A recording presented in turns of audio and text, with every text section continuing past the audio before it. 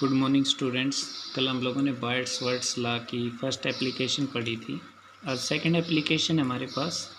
इसको थोड़ा ध्यान से समझना भाई, ये थोड़ा सा कल वाले से ज़्यादा इसमें मैथमेटिक्स इन्वॉल्व है। Magnetic field at A point on the axis of a circular current carrying coil. आज भी हम एक सर्कुलर करंट कैरिंग कॉइल लेंगे। उस सर्कुलर करंट कैरिंग कॉइल के एक्सिस पर हम एक पॉइंट लेंगे और उस पॉइंट पे मैग्नेटिक फील्ड की वैल्यू निकालेंगे। उसके लिए हम बाइट्स-वर्ड्स लॉ का यूज करेंगे, जिसमें हम पहले एक स्मॉल पार्ट के लिए स्मॉल मैग्नेटिक फील्ड लिखते हैं और फिर टोटल निकालने के लिए उसका वेक्टर सम कर देते हैं, यानी हम उसका इंटीग्रेशन कर देते हैं। तो late us consider a circular coil of radius. This is a circular coil of radius A and current I is flowing through it. इसमें से करंट जो है वो फ्लो कर रहा है और वो करंट इस तरह से फ्लो कर रहा है, ये ध्यान रखना भी। अच्छा, एक और बात, यहाँ पे मैंने सर्कल कह के आपको ये इलिप्स दिखाया है। इसका मतलब ये है, आप अपने दिमाग में बैठाएं कि ये जो सर्कल है ये ऐसे नहीं है, इस प्लेन में नहीं है। इस प्लेन में होगा तो बिल्कुल सर्कल दिखाएंगे। अगर वो इस प्लेन के बाहर ऐसे है तो हम उसको इलिप्स दिखा देते हैं। तो ये समझ लो कि ये जो सर्कल है ये ऐसे नहीं है, इस पेज पे नहीं है, बल्कि ये इस तरह से दिखाया गया है। जो करंट होगा उस करंट की डायरेक्शन इस तरह से है। क्लियरली कोई कन्फ्यूज़न ना, इसलिए लिख दिया है यहाँ पे कि यहाँ जो करंट है उसकी डायरेक्शन आउटवर्ड है, ऊपर की तरफ, नीचे से इनवर्ड है। तो इस तरह से करंट इसमें फ्लो कर रहा है। यानी अगर हम इधर से देखेंगे तो इधर से देखने वाले को ये एंटी क्लॉकवाइज नज़र आएगा। तो ये सर्कल हो गया, ये हो गया axis of the circular coil. इस पे एक पॉइंट P मान लिया है, which is at a distance of x from the centre of the coil. हमें इस P पॉइंट पर ही मैग्नेटिक फील्ड निकालना है। तो उसके लिए क्या कर रहे हैं कि हमने दो करंट एलिमेंट कंसीडर कर लिए हैं। Let us consider we have two small current elements.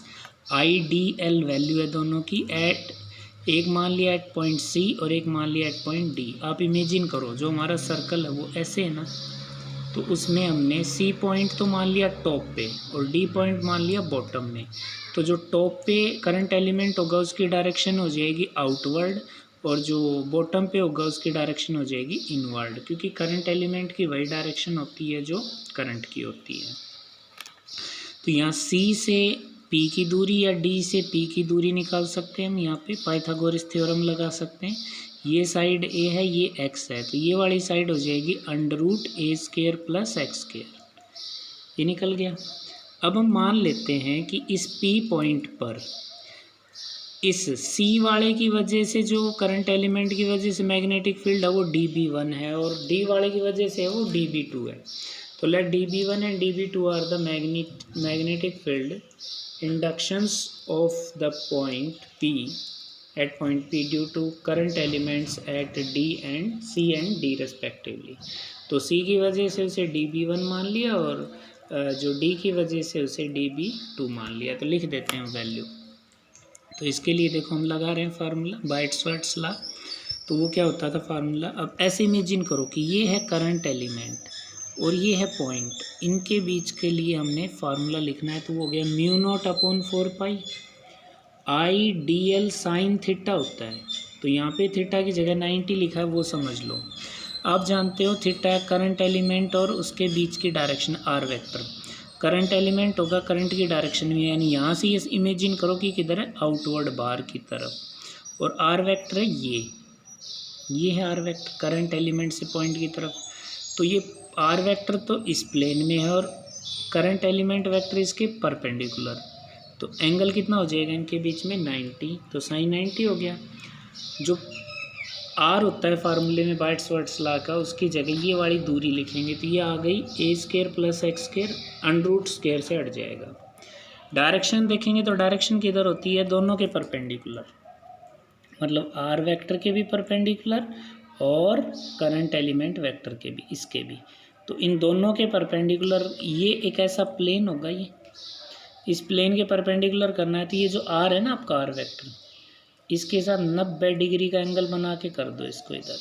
ऊपर वाले के लिए ध्यान रख लो जस्ट कि ऊपर वाले के लिए डायरेक्शन इधर आ जाएगी। तो ये जो आर वेक्टर है, इस आर वेक्टर के साथ 90 डिग्री का एंगल बना के इधर आपने डायरेक्शन दिखा दी। ये डी बी वैक्टर है, तो जो डी बी वैक्टर है उसकी डायरेक्शन दिखाई हमने अलोंग पी एम। बिल्कुल उसी तरह से dB2 लिखेंगे इस करंट एलिमेंट की वजह से यहाँ। तो फार्मूला फिर से μ0/4 आई डी एल, अगेन इसमें भी साइन थीटा ही होगा क्योंकि ये आपका आर वेक्टर है और जो करंट एलिमेंट वेक्टर है वो परपेंडिकुलर इनवर्ड होगा। थीटा 90 हो गया।